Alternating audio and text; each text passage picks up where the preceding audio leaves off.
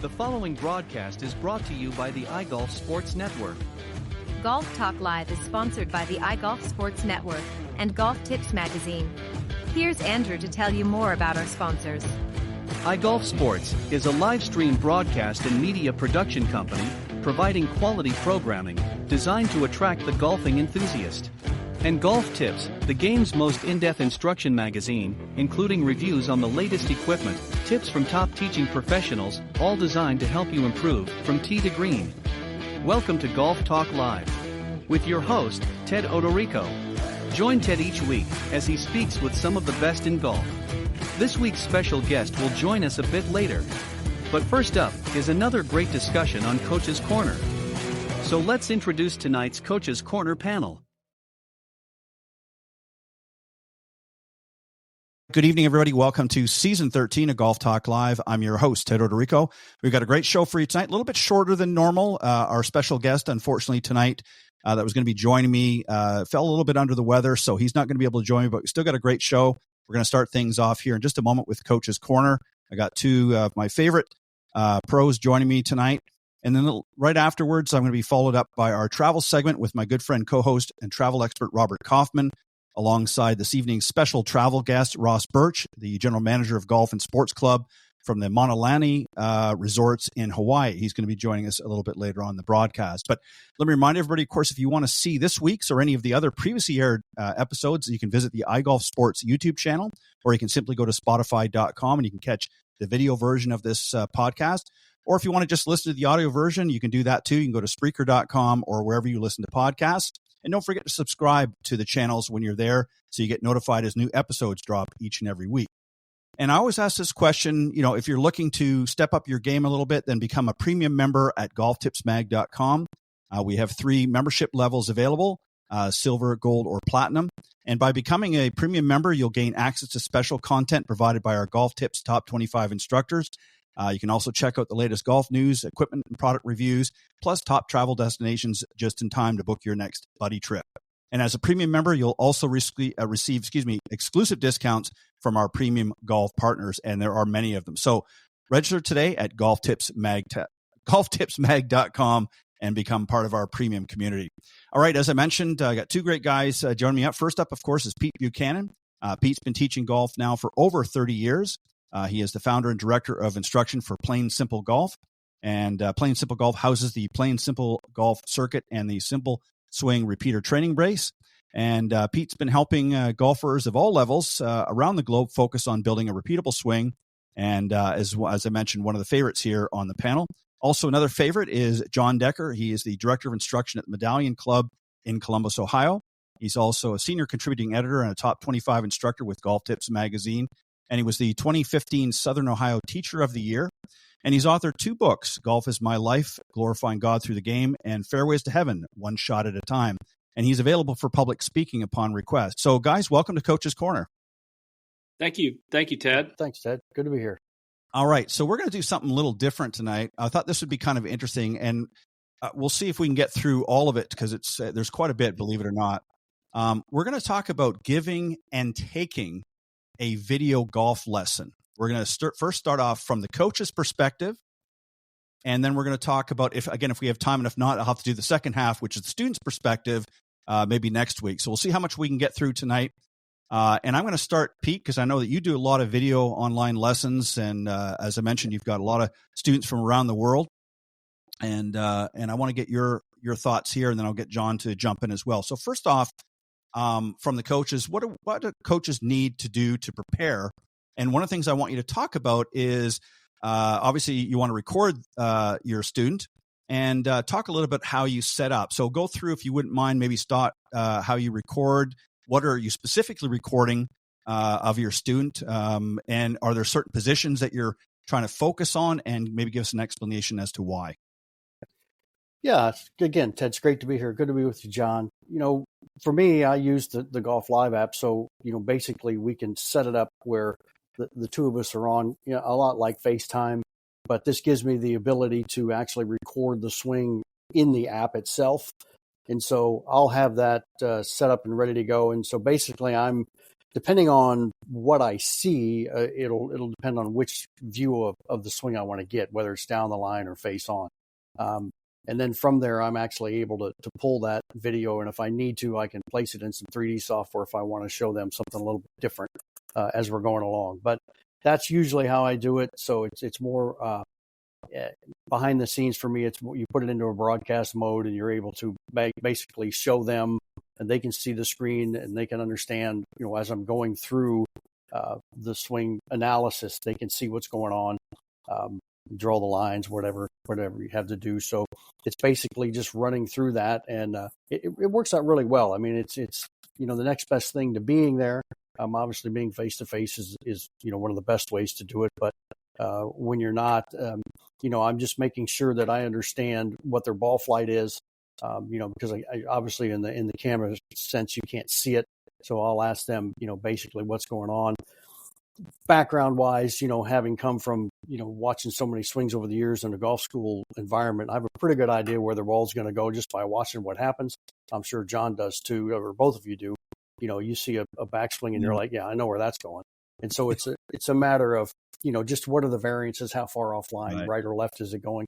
But that's basically how I go about it. And, once I record the swing through the app, I'm going to run through exactly what I'm looking for and to show them, what I see, and then basically move through the movements. And then once we're done analyzing it, they can go back to hitting and we're still chatting with each other and I can watch what they're doing. And then we can walk through exactly what we're trying to work on while I'm still there, having a live version of being able to look at what's going on. I think to me, that's the best way to do it. I mean, you can also do it where they send you a video, you do an analysis, send it back. But I think having it in a live version is a little bit easier because then you've got them right there and you can talk through the changes that you're trying to make while they're still on with you.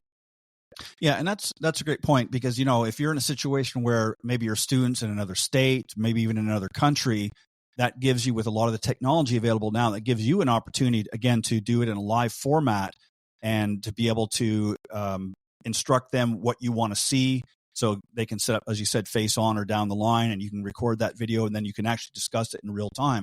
But John, sometime, and also you mentioned Pete too, they can also send you the video, which was kind of old school. I mean, we got to do that a little bit more and it still happens, but more people are either doing it in the format that you're talking about, or John, I'm going to get you to talk about, which is also, I won't say old school, but a little bit more of the traditional, where the student is actually right there at the facility, and maybe you've got a phone or a camera of some kind you're setting up. So what do you do in your case if you've got a student that's actually coming to Medallion for a lesson and you want to record and video their swing? What are you looking for? How are you setting up?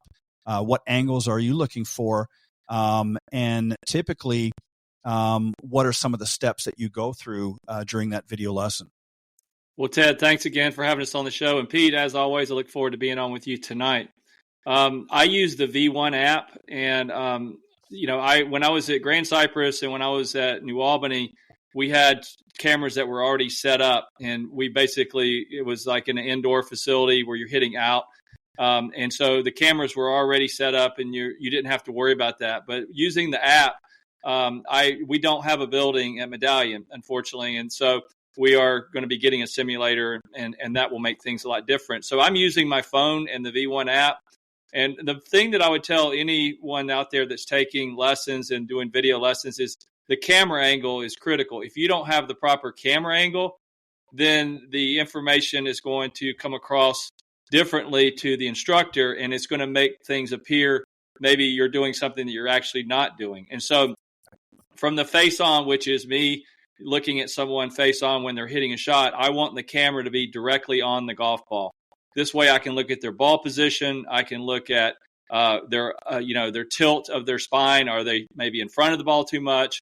Are they behind the ball too much? I had a student today, their ball position was way too far forward. From the face-on view, it's an easy way to show them, and I can draw the lines and do all that as well.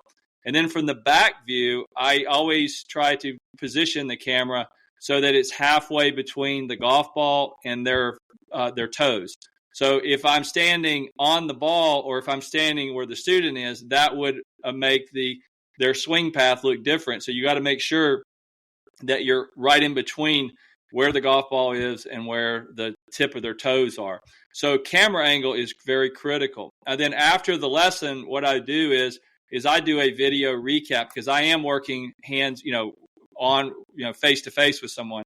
I'll do a video recap and I'll send them. It's about a 45-minute little recap of the entire lesson. I can draw lines. I can do all of that. I'm a big believer that less video during the lesson is better, because if you give someone too much video during the lesson, they get too analytical and they lose all sense and feel of swinging the club. So I like to look at video just like as an X-ray. It's like, here's where the problem is. This is what we're going to attack. And then I like to work on drills. I'm real big into drills or whatever it is that I want to do. So I do some online instruction because I'm in Florida 4 months out of the year. I'm in Ohio 8 months out of the year. And many of my students will text me or they will email me videos, and I can download those and I can do exactly kind of what Pete's doing, but I'm not doing it. I don't do it live with them. I'll just go through and I'll take their videos and say, here's what you need to work on. And then I'll email it back to them. And I usually get it back to them within 24 hours. So that is a great way, because the majority of those people, I already know what they're doing. It's just a way for me to kind of monitor what they're doing. So technology makes it great now. It's so much easier than it was, 25, 30 years ago. It's interesting. You mentioned about the angles and that, and I just wanted to and this is more so, I mean, the coaches, or at least most of the coaches, shouldn't be doing this, but a lot of students, of course, that take their own videos and then submit it to the coach. I always used to see them early on, not so much, they're getting a little bit more savvy now, but earlier on, they would always have it would be like on a 45-degree angle. So you couldn't really see where the ball position was. Yeah. And when they say face on, they're not really doing it face on. They're doing it, again, on angles. Mm-hmm. So you're really not able to see the swing path. You're not allowed to get the information that we need. So you get a lot of guesswork. I mean, the folks now are again becoming a little bit more savvy. So let's talk about great points, guys, all together. The reason why I wanted to talk about this tonight is because so many people are relying now on exchanging technology or exchanging information through technology, whether it's the format, Pete, that you were talking about, where it's a live engagement. You might be, as I said, in another state, and you're engaging with a student that you've developed online, and you're able to, in that real time, do that. John, you're doing it real time as well for the most part, but then you're doing a follow-up as well. And I know, Pete, you do as well, but you're doing a follow-up, within 24 hours to give them that information. And sometimes that's good too, because it allows them a chance to decompress a little bit and get away from the lesson and say, okay, now I can think about it. I can look at it different perspective. Maybe they weren't really happy with the way they were hitting the ball, so they calm down and cool down a little bit. Now they can hear, a little bit more perspective. So I want to talk about the analysis and feedback. Pete, I'm going to come back to you because this is crucial. I know you're using a specific software that's a little bit different from John, but again, there's so many different features that are available, things like slow motion playback, drawing tools, as you guys have both talked about, and that. Again, how do we keep it so that it's as simple as possible for the student? Again, more advanced students maybe want a little bit more detail, but how do we, in an environment like this, how do we keep it as simplistic as possible, getting the information that we need to get to them and convey to them, but not overwhelm them with so many different, I've seen some where they'll have 50 lines drawn on it, and I'm sitting there myself, I'm trying to figure out what are they trying to convey to the student. So how do you find that happy balance when you're analyzing what you've just seen on video? Well, I think it's just putting on the screen exactly what you need them to work on or what they need to see. So if you're trying to get the club in a different swing plane or direction, you might want to use lines for where that's going. If they're standing up, moving, any kind of different spine angle changes, you can put the skeleton on, and then you can, some of the software I have with XView, I can put the numbers on so I can measure the spine angle. And then if they're, early extending, we can see that. And so I would just highlight just that feature. I think more than anything else, you want to put on there exactly what you're trying to convey as that's the piece we're going to work on now, and only put that piece on as far as, any trying to drawing tools or any type of thing you're trying to move. And I think that in a sense will get them started for what's going on. Maybe in a recap sense, if you're sending them something later, you could put a couple other things in there. But me, I try to keep it as simple as possible. So I'm only going to highlight the exact area that I'm trying to work on when I do video analysis, and then I will leave the tools relative to that for me to use to get the point I'm trying to get across. Yeah, I mean, information is important. I mean, obviously, you want to convey, as much information within reason to the student because you're trying to help them correct potential problems or ongoing issues that they may have. But John, I want to come to you now, and great points, Pete. Thank you. Again, it's important to show the students where they're making some mistakes, where improvement is needed in that. And again, everybody is different. Every coach is going to do things a little bit differently. But do you find yourself when you're showing them the videos, doing comparisons with other videos? Do you like to incorporate that and saying, in other words, not necessarily pro videos, but even some coaches I've seen like to relate to other sports? A lot of people say the golf swing is similar to the baseball swing, just a little different angle. Do you like to incorporate some of that analogy in your analysis with your student? And if so, why? And if not, why? Yes, I do. And I'm always asking my students, like what sports they played growing up, obviously their handicap, ability, things like that, especially when I'm first getting to know them. I probably use the throwing a ball analogy more than any, because the sequence of a baseball pitcher throwing a baseball and hitting a golf ball are really the same sequence. The difference is you have a club in your hand versus a ball. And so a lot of times I will use that sequence. I'll say, a pitcher doesn't take the ball and just move his hands to start his swing or to start the throw. He uses his body. He lifts his leg up, he turns his body, and then he, drives off the mound, and then he plants all of his weight into his left foot. And then the last thing to come is the ball. Well, the golf swing is the same way. You don't use the hands to start your swing. You use the upper body. The club's going one way, and then you change directions, and then the last thing to come down is the club head. And so learning those sequences in throwing a ball and learning the sequences in hitting a golf ball are very, very similar. If you watch any of my videos on deckergolf.com, I talk a lot about that. I have a lot of drills in there, and I try to make things athletic if that student has an athletic background. Now, if they don't have an athletic background, then I'll go a different route. So I might use different analogies for people who maybe are engineers or someone that's an accountant who's really, they really want to get down into the weeds and they want to know numbers and things like that. So I always try to figure out a person's personality, what is going to make the most impact for that person. And I'm sure Pete would echo these thoughts, is no two students are the same. So you have a student come in and they could have the exact same problem, but you may go about it totally different depending on how they learn, what their background is, and just who they are as people. And so that to me is what makes teaching fun. If it was like fixing a car battery and it was just the same way to do it every time, I would be bored out of my mind. But to deal with personalities, to deal with learning styles, I think that's what really great teachers have the ability to do. And one other thing that's important, and my mentor taught me this many years ago, the most important thing in teaching is knowing how much to give a student. I can overgive information to a student, and that was not going to help them. So I have to know when to pull back the reins, and it's taken me years. I'm still learning how to do that. I sometimes tell myself, shut your mouth, John. You've given him enough. He can't take any more. You've got 10 more minutes left in the lesson. Let's save that for a future lesson. It's funny. A lot of people have said that to me too, and I haven't learned that lesson yet. I still keep talking. So, but no, well said.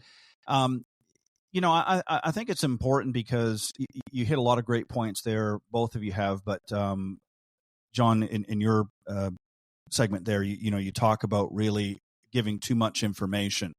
And it is this was one of the criticisms that a lot of people had sort of pre-pandemic that sort of walked away from the game somewhat, was that they were getting bombarded with so much information that it was just overwhelming them. And it's, the golf swing and the game itself is very, very challenging, can be very challenging, but it can also be very rewarding once you have the right tools and you're able to understand the basics and build from that. But if you're bombarded with all kinds of information, sort of continually or all at once, it can be daunting. And this brings me to a question for you, Pete. And this is something that I'm sure both of you experienced in your teaching careers. And that is, how do we encourage the students to ask questions. A lot of times we're up there, we're giving the lesson, we're doing things, we're filming, we're doing whatever it is that we're doing, and we'll maybe turn to the student and say, well, have any questions? No. And darn well they've got to have some questions, especially if you're going through certain swing changes. There's always should be questions. So how do you, Pete, encourage them?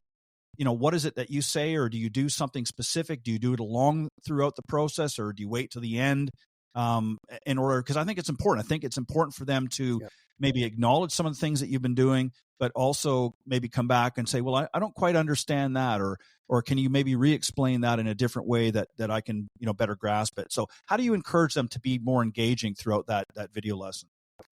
Well, I learned a long time ago, my dad used to have what he called the question test, and any new kid that came to the house had to sit on the couch with him. My dad would ask him questions, and he'd answer their answer with another question until he found out enough about them, and then he'd shoot them along their way. And so I learned that right off the bat. So that's what I do constantly throughout the lesson. I'm continually asking them questions. And so they have to come back and answer that. And when they answer, I ask them another question. So I keep asking them questions all the way throughout until I get the information that I'm looking for. And two, I get a feeling that they're starting to understand what I'm asking them to do. And so, we all know that, sometimes you'll ask them a question, they turn around like a deer in the headlights. So, they didn't understand a thing you said. But I think another thing too, that can help out really at the beginning, I think at the start of the lesson, I like to ask them how their day was. How's your day? How you doing? What's going on? How's the family? How are the kids? How's your brother, sister? I heard something was going on. And I think if you can settle them down right away at the beginning and just start having a conversation, then I think it's a lot easier as you're going through the lesson to be able to communicate more with them. But again, like I said, I use my dad's old question test, and I just keep asking them questions and making sure that they're engaged the whole time. And in the middle of it, I may ask them a random question, and totally that's not even about golf. If I see they're drifting, I'll just ask them something different, and they're like, "Wait a minute," and it just stops them for a minute, and they're like, "Oh, yeah," and they'll answer that question. I say, "Hey, well, let's get back to golf." So sometimes you can tell when they're drifting away, so you can sort of plant another question in there and ask them about something that's going on. But and I would say too, it's not that, going back to your point before, I had a great comment from one of the tour guys that I've coached for a long time. And he said, the one thing I really like about your golf instruction is the longer you work together, the less you say. And there's a lot to that, and I said, well, I pride myself on that. I try to say as little as possible, but I try to make sure everything I say has meaning to it. And so, you can't overwhelm them, but I think also in asking questions, you can also do the same very thing throughout the lesson to keep them engaged. Yeah, I think there's a point you have to, and I use the term pry, but it's almost like you have to pry them a little bit to get information out of them. And because a lot of times, again, and I like the fact that, you use the analogy of, let's start by having just sort of a regular conversation. We're not going to get into golf for a minute or two, because again, that relaxes them. Because I know a lot of people, especially first time students, they come out there, they think, okay, you're a golf professional. They're just coming out learning the game. They're very intimidated by that. And, and again, I don't care how good of a pro you are as far as your own abilities, but again, there's just I don't want to say a stigma, but there's just I guess it would be stigma, where people are overwhelmed by the fact that you're somebody that's been, teaching for 30 plus years. And now all of a sudden they're taking a lesson from you, and they're thinking to themselves, well, I'm not going to measure up to this. So right away, they kind of have an apprehension, and they're not as engaging unless you sort of break. It's almost like an icebreaker, I guess, is the best way to put it. Is just, let's break the ice. Let's, get to know each other a little bit better, and then go from there. And then you sort of build in those early stages. So we're going to flip the script a little bit. We managed to get some more time here. So we're going to talk about from the student's perspective, John, and what students can do to prepare. So to prepare for a video golf lesson, I think it's important to organize your goals and maybe gather essential equipment you might need. So if you're bringing something to it, and again, obviously the pro may have their own equipment, but if you're in a case where Pete is doing it on a live format, a live app, they've got to have their equipment. They got to make sure that they're in a position that you're going to be able to communicate. So I think it's important before the lesson that the player defines their goals, and that the coach helps go through, as Pete said, through questioning that. So talk a little bit about that. What should be some of the things that in your conversation with your student, do you want to gather, and what do you want to make sure that they lay out accordingly? That's going to give you a clear idea of what their goals or what their end result that they're looking for. Well, the first thing is I just ask them, what is the main reason that you're here for the lesson? Is it to improve your short game, or to get longer off the tee, or more consistent with your irons? I think the word consistent is the word I hear every day. Every single student, I want to be more consistent. And my response is, you are consistent. You're consistently doing the same thing over and over again. It's just not producing the shot that you're looking for. So that's something that, I hear a lot of, and that goes usually to ball striking and hitting the ball in the center of the club face. But I want the student to let me know what they're expecting out of the lesson. I also ask them right up front, are you looking for a series of lessons, or is this just a quick fix quote? And I get some people who come in, and the member guest is the next day and they want a 30-minute lesson. There's not much I can do in 30 minutes before the member guest. So I try to know, what tournaments they have coming up. If they're a competitive player, if they're telling me they have a tournament next week, I'm going to dial it back a lot. I'm probably going to try to encourage them to maybe go to the short game or something that I can actually make an impact on. Because if I try to make a swing change to someone who's got a tournament in even 2 weeks or 3 weeks, that is really putting a lot of pressure on them, and it's probably not going to work out well for them. So I think, if they have long range plans, like I've had students come to me and say, I'm a seventh grader and I want to make the high school golf team. That gives me a great idea of how I can lay out a plan for them to really get them on the right path. So I think understanding what the student wants, I always tell them it's your time. You are buying this time. So I want to make sure and fulfill that. But it's my job as the teacher to say, okay, we need to have some kind of parental guidance here, because if you're expecting, to make a big change in a short amount of time and see good results, that's not realistic. So there's a delicate fine line with that. I typically feel like that for me to really make an impact on someone where they're going to see really sustainable improvement, I need to be with them for at least 3 or 4 lessons.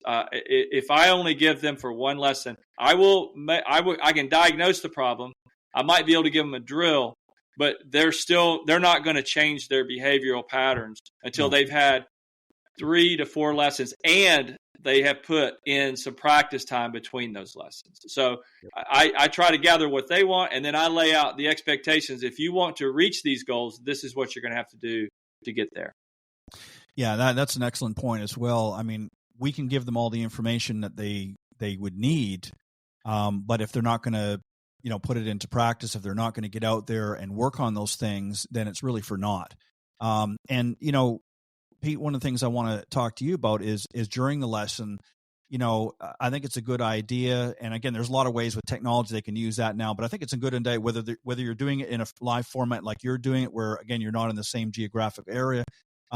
I think it's a good idea that they're maybe taking notes, or maybe if you're in a position, again, depending on the software, it may have the ability you can send them some details of not just the video recording, but maybe it also a lot of the apps now have where AI will kick in will give you actually some text notes or bullet points, things like that. So, I think it's a good idea to take notes during the lesson. But what are some of the other things too that maybe while you're doing the lesson, in addition to filming and recording everything, are you looking for, from the student, whether they're, again, coming in person, whether they're, in a live lesson like you're doing, or whether they're maybe recording on their own and then sending you the information? What is it you're going to do to sort of wrap things up for them? Well, first and foremost, I want to make sure that they have an understanding of what practice time they have to put in. I mean, that's important. They can't just come lesson after lesson after lesson and not work on anything. So I want to make sure they understand that they need to practice in between, and then I also want to help them to understand what to practice and how to practice based on what we're working on. And so whether that's say, hey, here are the drills we're going to do. If you have your camera, you can video them now, or I can send you a video later. The big bonus of the live ones is the entire lesson is recorded behind the scenes, and they have access to it later.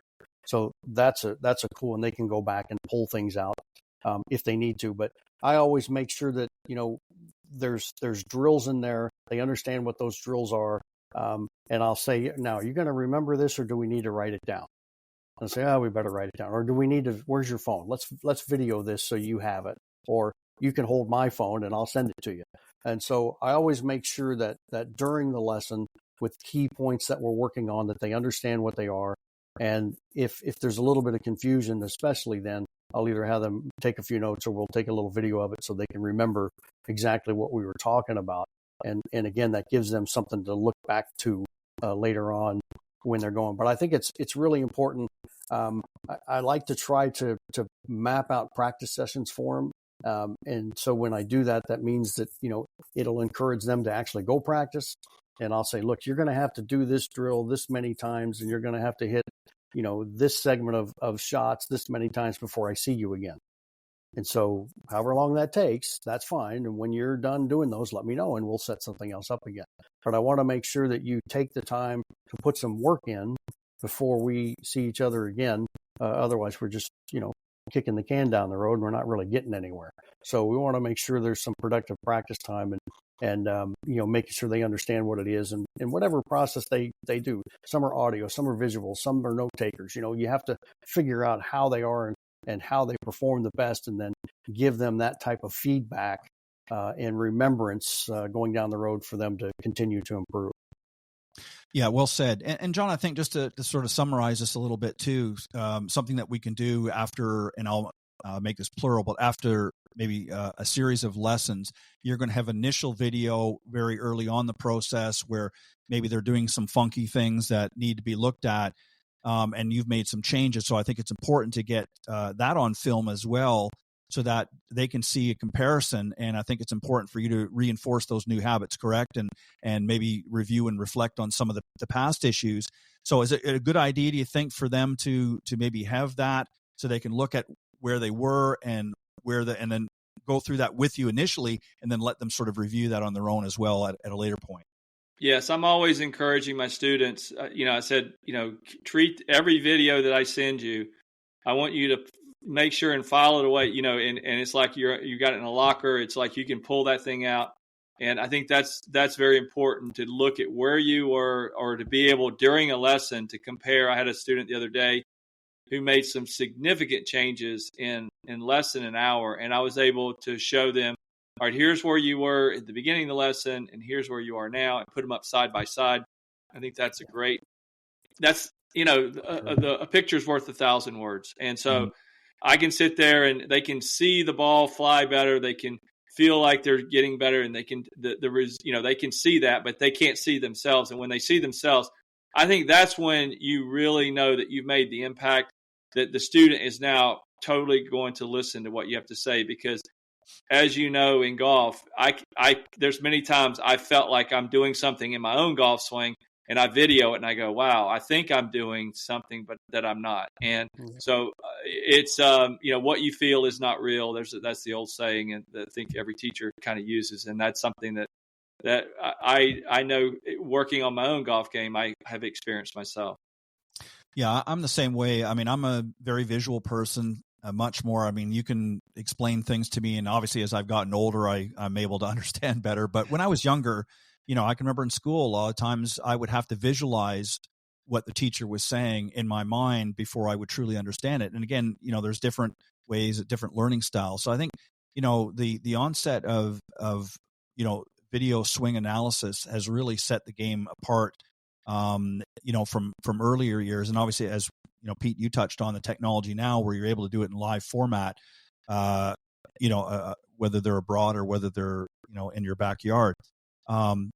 Really puts a whole different perspective on things and allows you to capture things that you maybe couldn't do, 20, 30 years ago. And it really helps the student to be able to see. I mean, a lot of times, as a coach, you're trying to explain something to them, and you can tell they're just not understanding it. But then you show them the video and say, okay, here's what I'm talking about. And they say, oh yeah, okay, I see how my in my backswing, I'm not rotating very much, or I'm just flaying my arms in a certain direction, and I'm not transferring my weight or what have you. So, there's a lot of information that they can gather, and it's, I think it's important for us to be able to do that. And, there's a lot of things that obviously we didn't cover. I mean, there's a million things. And what I'm going to do for the audience is I'm going to post a lot of this up on golftipsmag.com this weekend, because I want both from the coach's perspective, but also from the students, I think just an idea of some of the things that both should be looking for. I mean, most coaches, I think, are pretty up to speed with that, but it's always a good idea as a refresher. But I want particularly the audience, especially the students, to be able to see how they can better participate in a video lesson. Because I think the more prepared they come, the coaches are always preparing, but the more prepared a student comes, the better the experience is going to be. So I'm going to have that some quick points and things like that up on golftipsmag.com this weekend. So you want to stick around for that. I'm going to give each of you an opportunity. First off, thank you guys for always bringing your best. Pete, I'm going to start with you if you want to let the folks know how they can reach out and if there's anything specific that you want to plug. Yeah. Hey, thanks again, John. It's always a pleasure to be on with you. And Ted, thanks for all you do for all of us and having us on the show. But they can reach me at PeteBuchananGolf.com. All my information's out there. Just stay tuned. There's about a half a dozen things that are in the pipeline right now that are going on that are going to be coming down the road. And so different YouTube channels and different websites we're working with, and some influencers and some celebrity players. So we're working on quite a bit of stuff. So keep tuned. There's going to be some exciting things, and I'll try to keep everybody updated as much as I can. Yeah, well, I hope you'll keep me updated so I can. I'll keep you updated for sure. Yeah, keep me updated when you come on the show for sure. Yeah, John. Yeah, I appreciate it, Pete. John, go ahead. Well, again, Ted, thank you for having us on the show and giving us this platform. And Pete, as always, I enjoyed being on with you tonight as well. For the listeners out there, if you want to go to my website, it's deckergolf.com. It's a free website. You don't have to sign up. I've got hundreds of videos on that website, information on my book as well. I'm also on LinkedIn, Facebook, YouTube, and Instagram. On YouTube, my YouTube channel is Jon Decker Golf Instruction, and I'm posting a lot of shorts videos up there. I've been posting pretty much every day. I've got videos that are coming up on there. So I think that's the popular trend now. So I'm trying to hit that and get those videos out as well. And my book, Golf is My Life, Glorifying God Through the Game, and my second book, Fairways to Heaven, One Shot at a Time. I'm a Christian author, so I tie scripture and golf stories and life stories all into one. Those books are available on Barnes & Noble, Amazon, Walmart.com. You can go on any of those websites and order them. And there's also audiobooks with both of those books as well. So, but thanks again, Ted, for having us on the show. It was a great time and great. I really enjoyed tonight's conversation. Yeah, I appreciate it. Yeah, I'll always look forward to, trying to have something a little bit different on here that, you can, as much as I know we enjoy talking about golf instruction, I think there's other topics that we can bring in here. And this is one I was thinking about for a little while, actually, guys, that, I thought it would be interesting to have this conversation because, again, everybody, Pete, you're doing something a little bit different. John, you're doing something a little bit different, but it's all, really trying to yield the same result. So I think it's important that we get information out there so that the viewers and listeners of the program can say, hey, I didn't think about that. Or, yeah, maybe I need to get more engaged with my coach doing that. So these are things that hopefully will initiate some future conversations with their golf professional. But on that note, we're going to take a quick commercial break. And when we come back, I'll be joined by this evening's travel guest. Improve your putting with the Alignment Ball Marker, a revolutionary new in-game putting alignment tool and ball marker. Its patented design allows you to read your putt and adjust your alignment at the same time by using your putter, which improves your accuracy and makes the process of putting faster. 100% legal according to the USGA, by their definition, permitted under the rules of golf. Winner of Best New Product at the PGA Show and only $9.99 on Amazon. And it's also completely customizable for any golf event or as a promotional giveaway. Order at alignmentbowmark.com.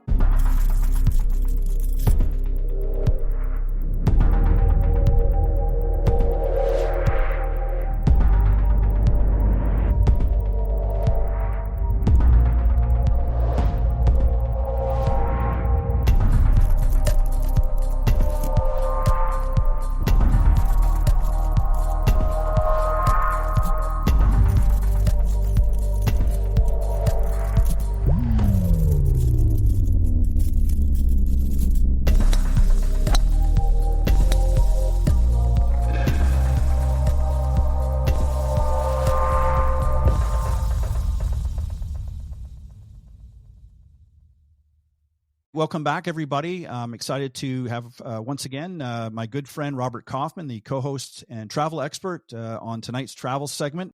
Let me tell you a little bit about him, and then we'll introduce tonight's special featured travel guest that's going to be joining us in the conversation.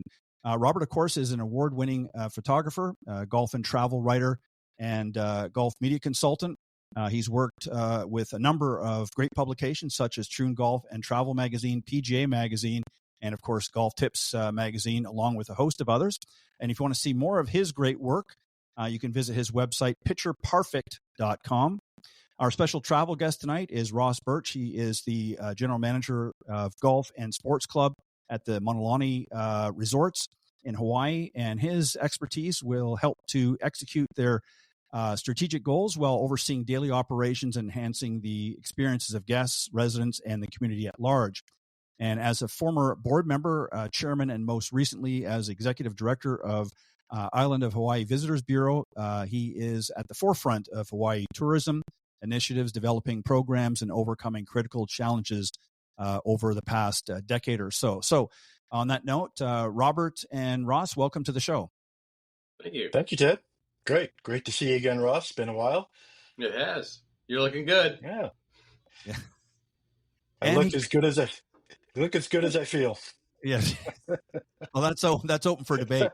As Robert was showing off air, he was showing that he's sporting the Mauna Lani hat there. So if you want to just tilt your head a little bit, Robert, we'll give them a quick shout out. There you go. Oh yeah, I'll just keep my head down. Yeah, just keep your head down. Yeah, we don't want to look at you anyway. So, all right. So here's what we're going to do. Here's what we're going to do. Ross, I'm going to hand off to my good friend and co-host Robert, who's got some questions for you. I'm going to just sort of sit here and listen. I may jump in once in a while, but if not, I'll come in at the end and may have some follow-up questions and things like that. But Robert's very capable.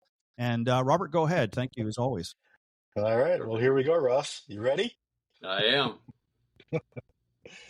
All right. Well, I just want to get going here with, the fact you've been on the island of Hawaii, I should say, for roughly 35 years now, according to my calculations. Yeah. That's it. Yeah. Yeah. So, pretty much working in the golf scene all that time. And then, but including in that is, the 10-year stint with the Visitors Bureau. So what I want to start off with is, I know it's a long time to digest, but how have you seen tourism in Hawaii during those years, and especially from pre to post pandemic change? Well, that's a big question. That is a big question. Yeah. Yeah. Loaded too. Yeah. Very loaded. Yeah. That's why I wanted to narrow it down more to pre and post pandemic, because it's obviously been a big shift in tourism all over. And I was heavily involved during that time period at the Bureau. We right. Pre-pandemic, we were starting to hit record tourism numbers. Going into 17, 18, and then 19, we saw record year after record year. We were surpassing 10 million visitors a year as a state. And Island was we were doing very well as an island as well. But of course, you realize too that the islands each island gets different shares of visitation, and our island was finally getting the visitation we had been wanting and needing for quite a few years, where some of the other islands were getting a little bit more oversaturated. And it became an issue at that point. And then we were looking at how we were marketing the islands and almost trying to look at the management side of tourism as much as we were marketing in 2019. And then the pandemic comes and changes the whole script on us anyway. And we went from basically at 30,000 people on a daily basis on the island to zero. I know it very well because I got called on March 25th and said, we need you at the airport March 26th because all flights are going to stop.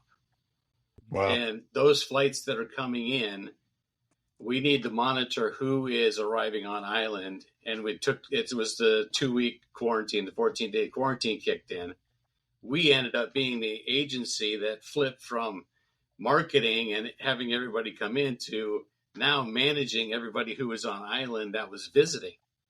We had to know where you're at. We had to check in on you. We had to do all that stuff for that period of time. And Right. the pandemic basically had 2 flights a day that were 5 to 6 people on them for at least those 2 weeks. It just absolutely shut down. And then once you stop, it's kind of like turning a major ship, or it's basically like once it shuts down, you have to then restart every, piece of it before things start to click, and then you get a little bit going, and then a few more things come in, and it was a kind of a long haul for us to get any type of that recovery to come back on the backside. But then when it came, it was pent up demand. So we've seen these kind of peaks and valleys and spikes over the last few years, where when it was a full green light and we got everybody to start coming back, it was now a year and a half to 2 years of no visitation, all coming at the same time. Right. So what was it that really created the mass flow after the pandemic? I mean, was it more marketing that you were doing, or people just wanted to get back to the islands? Actually, the simple version of why we were so compacted was all of the group business that were on the books during the pandemic time period still had their deposits. They still had their cash at the hotel. So they had to come. They were like, okay, we are coming. And then all of a sudden you got this, everybody was, cabin fever, and it's like they're ready to go. So we had groups on top of FIT, on top of, all the different visitations saying, I want to go now. And I don't care what it costs. I just want to go now and be out there. So it was really that compaction that forced it in. And everybody's like, oh, this is great. We'll just continue what we did before. And I think now we're finally getting to a point where it's getting back to what a normalcy would be as far as visitation cycle is and the numbers we've had in the past. Yeah. So, on top of the pandemic, what was it, last year, I believe, or no, the year before, with the fires in Maui, and now the closure of Kapalua. I mean, is that having any extra impact on visitation to your island? The fire's not necessarily right away.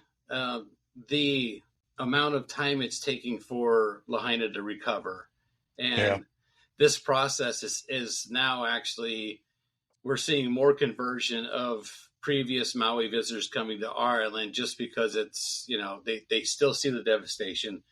They still see that people haven't gotten back to their houses yet. They're like, okay, well, I'm going to go visit a different island this time around. So we're picking up some of that. Kapalua being closed, actually, I think we're going to benefit greatly from something like that. And it sounds terrible, and it's not something we look forward or budget or anything like that. But having the marquee golf course like that shut down, attracting the type of golfer it does, we kind of fit into that situation to be able to take that customer in lieu of them going to Maui on that side. So no, that's a pretty huge hit, no doubt. So anyway, let's switch gears to golf. So how would you rate like I said, you've been on the island for over 3 decades now, and so how would you rate the golf courses on your island in terms of diversity? Because I mean, all the islands have their own, package of diverse golf courses. right. But I would say the island of Hawaii has the most.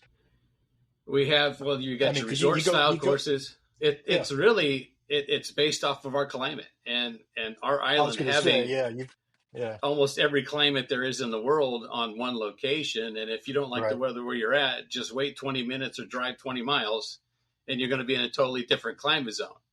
So or just go up in the mountain, and you're going to drop temperature almost 10 to 15 degrees easily, and maybe even up to 20 degrees by doing that. And then the scenery changes depending on the amount of moisture that's there. yeah, So where we are here on the coast, you've got the real desert area with the lava flows, or you can go up the mountain and get into the lush greenery, or you can go to the east side and play like the municipal golf courses or the volcano golf course, and definitely be in the greenery on that side. yeah. So obviously everyone knows about the seaside resort courses like Mauna Lani. What's the highest elevated course on the island? People Highest will probably elevated. be pretty surprised. Well, it'd be Volcano Golf Course right next to the entrance of the Volcano National Park, which is about 4,500, 4,600 foot elevation. Wow. Yeah. And the course is flat, but it's at that high elevation. And then we've got a golf course on the west side of the island at Mauna, which I had worked at for a few years. That golf course actually has a 3,000 foot elevation change between one hole and the ninth hole. Oh, my God. Yeah, it goes from about 1,200 feet to almost 3,500 feet in elevation between first and ninth hole. Yeah. So down along the Kahala coast, where Mauna Lani is situated, you've got some other high-end resorts as well. How does Mauna Lani differentiate from those resorts? We're fitting into like basically the white space right now. We've been kind of very fortunate that Waikoloa Resort on the south side of us, they're down to 27 holes right now. They've been working through some issues with irrigation and some other stuff like that. The quality of play isn't quite what it had been previously. Mauna Kea Resort to the north of us, that Mauna Kea golf course shut down a year and a half ago, and now Hapuna is shut down as well for renovation.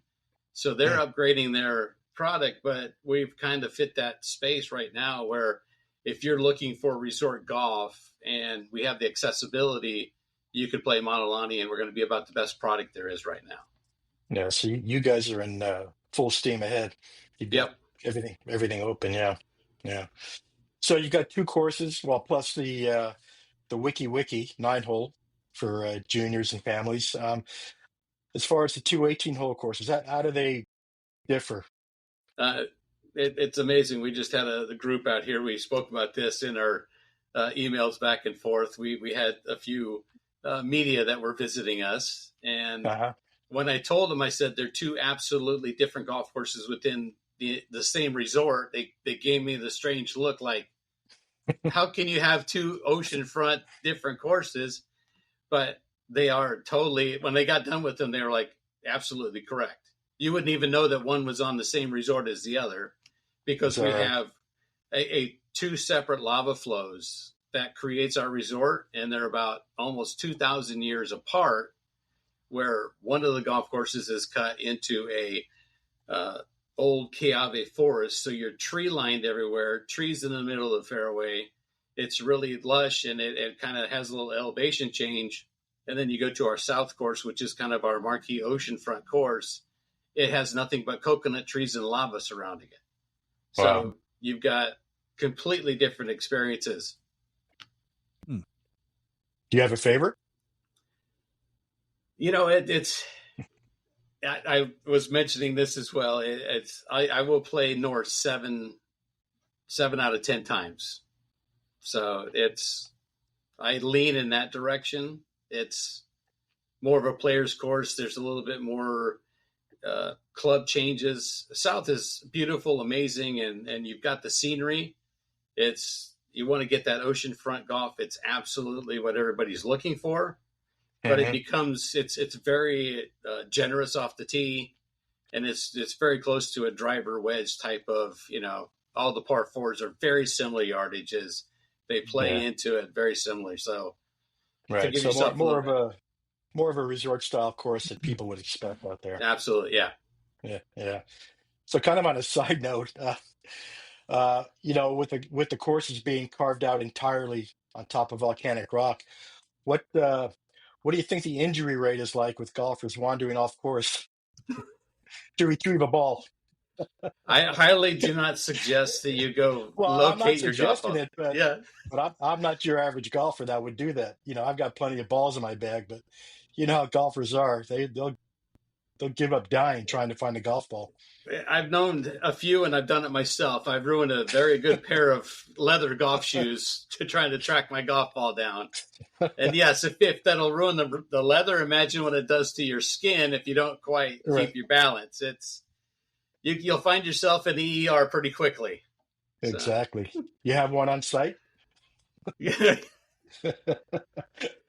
have a fire station that is located actually within the Mauna Lani property. Just for such occasions. Just for those occasions, yes. Right. And we keep a well-stocked supply of bandages in the golf shop as well. So we're all trained at first stage. Probably you should have them on every tee box. If you're worried about your golf balls, it's probably not a good idea to bring your Pro V1s to Mauna Lani if you're not a straight hitter. we have generous spaces out there, but they do tend to wander occasionally. Yeah. And fortunately, it's most of them will actually return. Hopefully, when you hit it out there, it gets that favorable bounce, and it'll come right back into the fairway. Right. All right. So let's talk about how the overall the property has changed since Birch took it over in 2018. Is that correct? Yeah, end of 2017, 18. The new ownership came in, put a $250 million investment into the hotel. Wow. They were shut down for about a year, and it was another interesting time for the hotel. It closes in 2018, gearing up for a end of 2019, 2020 opening, and everything was on pace. Everything was going. You put $250 million in. They open at the end of 19. They opened in December of 19, and then shut down 2 months later. Yeah. And then finally reopened officially in the June-July time period, slowly bringing some people back. But it absolutely just pushed back the whole timeline of what the expansion and the return was. Yeah, it was the perfect storm, huh? No doubt. Yeah. So what was done with that investment? I mean, obviously they upgraded all the rooms, the lodging around the property, because you've got some options for accommodations, right? No, definitely. The rooms have been totally renovated inside, and I mean through the whole process, everything was touched. I don't think there was anything that wasn't untouched. The restaurants were renovated, even the public areas and the lobby was totally reconstructed, and check-in even moved from one side of the hotel to the opposite side of the hotel. Now you've got this wonderful, beautiful view overlooking the ocean as you're standing at the front desk. They completely opened up that, atrium, put a lot of wood rather than previously when you were here was the blue tile and the style of the 80s when it was first constructed. And now it's got a lot of soft corners now, and it's got a lot of the wood touches to it to make it really a comfortable and inviting environment. Yeah. How many rooms do you have there? We have 333. Wow. Easy to remember. For what? I'm sorry? Easy to remember. Oh, easy. 333? Yeah. And then we do have 5 residences that are 2-bedroom individual units that have their own swimming pools, their own hot tubs. They're basically separated off on the side of the resort, and those could be rented out individually as well. Mm-hmm. Okay. Now, in addition to the courses, you've got pretty good variety of top quality amenities. With the pool and sauna, and you run the sports club too, correct? You oversee that? Yes. That operation? Yeah. So the hotel has its own spa. It has its own fitness facility. It has everything included in that. It kind of goes down the line of to be a 5-star resort. You have to have everything on property. Previously, it was located off property. So we've got 5 tennis courts. We've got 4 pickleball courts. We've got a 3-lane Olympic swimming pool. We've got a full fitness center, and the spa as well attached to that facility. So we definitely have amenities.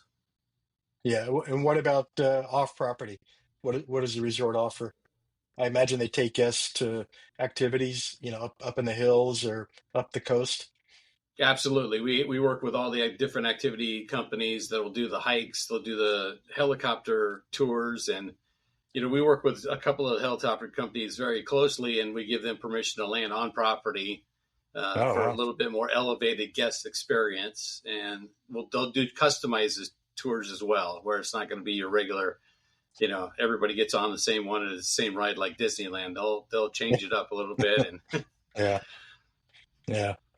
So what would a typical golf package look like? I mean, whether it's for a couple coming over or maybe a group of guys that want to get over to the resort, what would they be looking at? Like 3, 4 days, 5 days? I would say at least 3 days for sure for the golf. 5 days is probably the perfect number. That way Hmm. you're going to get a couple of days separation in there. You get the 2 rounds on the golf courses. You get an activity day, and you get your downtime. Yeah. That would be the optimal, and it's pretty much what our average length of stay is right around Mm. those 5 days.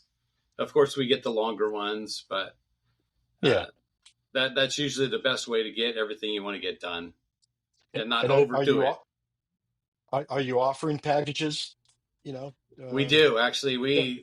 We work with and being under the same ownership management as the hotel, we really do aggressively market golf packages, and truly, it's very few dollars more than what you would be paying for the room itself. So Wow. we want that golfer to stay in the hotel. It's we've talked about this in the past too, that the golf traveler is the best traveler. Oh, And yeah. I'm being a little Sure. biased as well, is that we you No, know it's true. Yeah.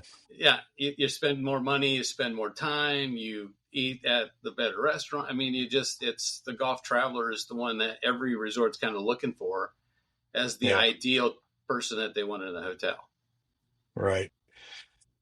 So you probably recall, I don't know if a lot of people would, but long time ago, what, 25 years maybe, 20 years, Mauna Lani hosted the PGA Tour skins game. It hosted it for 10 years Right, from right, right. 90 to 2000. Yeah. 90 to 2000. Okay. So is there any talk or plans to bring another tour event back? Not at this point. No. I think the tour has got its hands full with what it needs to get done on this side. Kapalua is now another hot topic on the tour side to figure out what they're going to do there. With Yeah. Mitsubishi, we already have a champions event on island at Four Seasons. So Right. that's a small field, limited field event. With that, as long as it's going to keep going at that facility, I don't think we're going to see much more activity from a tour Yeah. event or either way on the island. Yeah. Would it serve any benefit? It always does. It depends on the time of the year we can get it in there, but typically it's going to be first quarter. That's Yeah. Hawaii is kind of our golf season is January, February, and that's what Right. we want all the eyes on it. So Right. I think a made for television event, maybe like just a foursome that plays 9 holes one day, 9 holes the next day. I think that'd be a wonderful opportunity for us. And Yeah. it's, low impact. Just to get the on-air exposure. And it'd be very similar to that Skinscape type of format where you're just dealing with 4 players rather than an entire field or a limited field. Yeah. Okay. All right. So, kind of to wrap this up, at least on my end, Ted might have some thoughts. What do you want, or what would you like to see guests walk away from Mauna Lani from? What kind of experience would you like to see them have take home? It's amazing from a golf experience. I've talked about this with the staff, and I've heard them actually mention this. Is we have golfers that come play both of our golf courses, so they'll play the South Course. They normally shoot some of the better scores they shot in their lifetime, if not within the recent years, and they're basically giddy. Giddy is the word we use. That they're just got a cracked smile on their face. They're just glowing coming off the golf course, and they're loving it. And that continues into the rest of the stay. And it also, the hotel kind of gives them that same feeling as well. They're almost giggly that it's Right. that great of an experience, and they've had so much fun in the process of doing it. So the more I can see of that, the better it's going to be. Yeah. I usually crack that giddy smile as soon as I walk off the plane. You get started early. That's good. Well, good. Ted, jump in here. I was gonna add something, but I don't think I should. I'll leave that one alone, Robert. So Ross, let me just ask you a couple of. We'll do that off air. Yeah, I'm not even gonna go there. So Ross, let me ask you just a couple of things here, just to follow up. You were talking about professional events and things like that. A skins game obviously would be an ideal thing, but have there ever been any discussions in the last decade or so with the LPGA or any of the women's tours and things like that, or is that not something? I mean, I know that I believe they're already over, playing in Hawaii early in the season and that, but has there ever been any talk about with them, or even something similar? I think Wendy's had wasn't it the 3-tour championship where they actually had the men, the women, and the champions and that. Has there ever been any thought about maybe something like that? Again, keeping it low key, but at the same time with celebrity. Well, the ladies were actually just here a couple of weeks ago at the Lotte on Oahu. And the LPGA has always talked about adding another event in Hawaii to keep them here for a little while longer. That's always been on the table. The tough part is it's almost kind of a reverse structure when it comes to the venue. It's basically you have to have a sponsor is almost your very first thing. Who's going to put the money up? Then you look at, okay, which tour we're going to do, and then you start looking at the venue. It really doesn't come to us until they've actually got something in hand and saying, hey, we're ready to go. Can you pull it off? Can we do it? Can we negotiate the contract? And from that standpoint, so we saying that we would do something. Yeah, sure. If it came this direction and they had everything fall into place and it was all good to go, then we'd consider it for sure. Yeah. I think it would be a great venue. Yeah. Obviously you're exactly right in that analogy, because you've got to really secure all the financing and that in place, because it's different than some of your mainland tournaments, because it is a bigger ordeal to getting. We've become the last step rather than the first step. Yeah.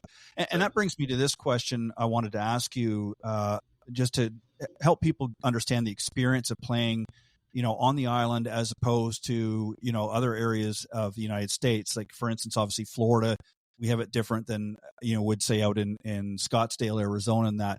So if you could give us kind of just an overall experience, I mean, not from a visual, we obviously understand the visual impacts that Hawaii offers, but as far as playability, what can people expect different? I imagine you're getting a lot of the trade winds coming in at various times throughout the season, which obviously is going to be affecting the game a little bit. And that is it. What's the experience like overall playing there as opposed to maybe some of your other locales in the United States?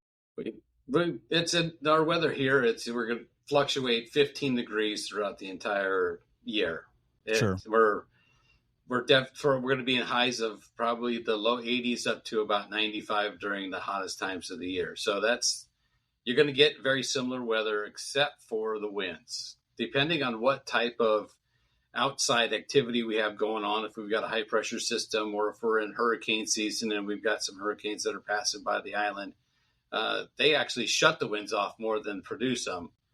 But being in the open area on the coast here, we do get some of that trade winds that pick up pretty good. You got to learn how to hit a little bit lower shot. Being at sea level as well, they're not getting the ball flight that they would think they could get normally. And from a resort standpoint, our greens and fairways are pretty lush. We play in very good conditions most of the time, so you don't get a whole lot of roll. Everything you get is going to have to be almost all carry. And that's what we got to do to keep it green out here, is to make sure we've got the softness out there. And a lot of other places you're going to find that it's a lot more firmer. It plays a lot different. You're going to get a little different shape of your shots, and it's amazing. The littlest wind here actually feels like a gale force wind in other places. It just pushes the ball that much. I'll handle that gale force wind anytime, just for the scenery alone. Do you have a golf academy there? Do you guys offer instruction and for those resort guests and that are visiting Mauna Lani? Is there facility there that they can take advantage and work with one of your pros? We do, and it's interesting you asked this. I'm getting a green light moving forward on a project, but we do have full-time instruction. We offer clinics and all different levels of instruction, multi-day programs, things like that. But our newest project is actually going to be a 24-stall covered hitting bay facility. All technology. Wow. We're going to have Top Tracer in it. We'll have food and beverage. It's basically going to be kind of that top golf similar experience right within the driving range. We're also going to have grass stalls available for that. And I can mention it. It's going to come online about mid next year. Okay. But is that going to be a resort guest only course or a facility or open to the public? Yep. Open to anybody. Wow. Very good. Yeah. So I can see that expanding our hours even and doing some evening time events or continue to keep it open for, the after work hours and things like that. So, yeah. If you were I'll share some of the diagrams with you at some point. Yeah. Okay. Never mind the diagrams. We want an invite. You'll be here for the grand opening. Yes. Yeah. We're here for the grand opening. What I was going to ask you, and if you want to put this in a percentage or what have you, but obviously being on the island like that, very picturesque scenery and that, what would you say as far as your clientele? You mentioned obviously you're traveling golfer. Is that are you seeing more couples coming? Because a lot more couples are playing golf as opposed to just the buddy foursomes that are traveling around. Are you starting to see an increase in more couples golf? Even family golf where juniors are coming along for the ride type of thing as well. And would you still say the predominant is still your buddy foursomes, and then maybe the couples are coming in second? What would sort of be the breakdown? We're absolutely a couples destination. Okay. Yeah, we have this conversation as well a long time ago where it's a buddies plus one trip where you're going to come with the buddies and then every one of the buddies are going to have their plus ones. Yeah. That may not be playing, right, but they're there. And then what we get is we're definitely seeing a lot more couples golf. The participation on that side is just increased dramatically. And the more ladies we get into golf, it's phenomenal. We're seeing them playing. And a lot of our memberships, our family memberships, actually, right. The missus of the family is out here more often than the husband is most of the time. So they're getting their rounds in. We love it. Yeah, and I figured that because, if you look at the trends in golf over the last decade or so, you've seen a big increase of more women, especially younger women now getting into the game. They're being drawn to it for whatever reason. And, as Robert talked about with the changes, post-pandemic, during the pandemic, a lot of people were getting a little stir crazy, didn't know what to do. And golf was one of the few activities that we could all, be engaged with. And there were a lot of folks who maybe had walked away from the game for, they were getting a little long in the tooth, as it were, when it come to age. But when the pandemic hit, suddenly they started coming back into the game. And then you had a lot of new people coming to the game as well. And that was why I asked you about the academy, because this gives an opportunity for, especially the ladies coming in that want to become better. Gives them an opportunity. It's kind of been the trend with golf in general, and we're kind of just now falling into that same trend where our 2 18-hole championship golf courses, we get to play, we've got the individuals that are here, know what it is, they come out and play, but it's now being attractive to the new golfer, to the first timer, to engage new individuals in the game of golf. That's why we're leaning towards the facility we're going to build on the range. That's why we utilize the wiki. We might enhance that as well. Once we finish the first project, we'll work into that. And those projects are fully created to bring people to the game that haven't been there. We want to just keep adding more players to it. Yeah, I think you guys have got a home run there. So if people want to learn and get more information, is there a website that we can direct them to? Yep, it's MaunaLaniGolf.com. Very, very simple. And then also Birch Resorts for the hotel side. It's definitely interesting working on the hotel side a little closer than I have in the golf business before. So priorities shift a little bit, and we focus on that overall encompassing visitation. So, well, it gives you a little bit of variety in your work, so that makes it a little bit more interesting as well. So, well, Ross, I want to thank you very much, and obviously, Robert, thank you very, very much for being my great co-host on the show. As we wrap up, I want a special thanks to the guys in the Coaches Corner panel, Jon Decker and Pete Buchanan. Thanks, guys, for doing a wonderful job. And again, thank you to Robert Kaufman, my travel expert and co-host here on the travel segment of Golf Talk Live, and our special featured travel guest, Ross Birch, GM of Golf and Sports Club at Mauna Lani Resorts in Hawaii. So thank you, guys, and thank you all for tuning into the broadcast. I will see you next week right here on Golf Talk Live. God bless everybody. Thanks for joining us. We hope you enjoyed this week's broadcast of Golf Talk Live. We'd like to thank this week's Coaches Corner panel, and a special thank you to tonight's guest. Remember to join Ted every Thursday from 6 to 8 p.m. Central on Golf Talk Live. And be sure to follow Ted on Facebook, Twitter, and Instagram. If you're interested in being a guest on Golf Talk Live, send Ted an email at ted.golftalklive@gmail.com. This has been a production of the iGolf Sports Network.